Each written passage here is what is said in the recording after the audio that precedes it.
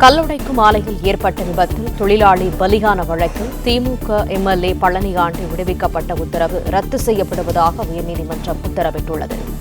ஸ்ரீரங்கம் திமுக MLA பழனியாண்டிக்கு சொந்தமான கல் உடைக்கும் ஆலையில் ஏற்பட்ட விபத்தில் தொழிலாளி பலியான வழக்கில் இந்த உத்தரவு பிறப்பிக்கப்பட்டுள்ளது. அண்மை செய்தியாக நாம் பார்த்து வருகிறோம். திமுக எம்எல்ஏ பழனியாண்டியை விடுதலை செய்த கரூர் நீதிமன்ற உத்தரவுக்கு சென்னை உயர்நீதிமன்றம் தடை விதித்துள்ளது. கல்லுடைக்கும் ஆலையில் ஏற்பட்ட விபத்தில் தொழிலாளி பலியான வழக்கில் திமுக எம்எல்ஏ பழனியாண்டி விடுவிக்கப்பட்ட உத்தரவு ரத்து செய்யப்படுவதாக உயர்நீதிமன்றம் உத்தரவிட்டுள்ளது. வழக்கை மீண்டும் சட்டப்படி விசாரித்து தீர்ப்பளிக்க கரூர் கூடுதல் அமர்வு நீதிமன்றத்திற்கு சென்னை உயர்நீதிமன்றம் உத்தரவினை பிறப்பித்துள்ளது. அண்மை செய்தியாக நாம் பார்த்து வருகிறோம். திமுக எம்எல்ஏ பழனியாண்டிக்கு சொந்தமான கல்லுடைக்கும் ஆலையில் 2016 நடந்த விபத்தில் தொழிலாளி பலியானார்.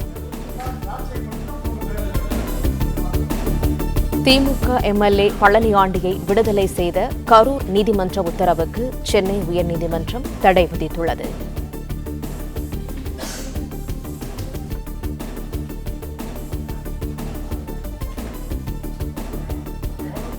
கூடுதல் தகவல்களை தருகிறார் எமது செய்தியாளர் ஆனந்த். ஆனந்த், வணக்கம். திமுக எம்எல்ஏ விடுதலையானது ரத்து செய்யப்பட்டுள்ளது. முழு விவரங்கள் என்ன? வணக்கம். கல் உடைக்கும் ஆலையில் ஏற்பட்ட விபத்தில் தொழிலாளி பலியானது தொடர்பான வழக்கில் திமுக சட்டமன்ற உறுப்பினர் பழனியாண்டி விடுதலை செய்யப்பட்ட கரூர் நீதிமன்றம் பிறப்பித்த உத்தரவை ரத்து செய்து சென்னை உயர்நீதிமன்றம் உத்தரவிட்டிருக்கிறது. ஸ்ரீரங்கம் தொகுதி திமுக எம்எல்ஏவாக தற்போது பதவி வகித்து வருபவர் பழனியாண்டி. இவருக்கு சொந்தமாக கரூர் மாவட்டத்தில் கல் உடைக்கும் ஆலை உள்ளது. கடந்த 2016 ஆண்டு செப்டம்பர் மாதம் நடந்த விபத்தில் பாலசுப்ரமணியம் என்ற தொழிலாளி மரணமடைந்தார்.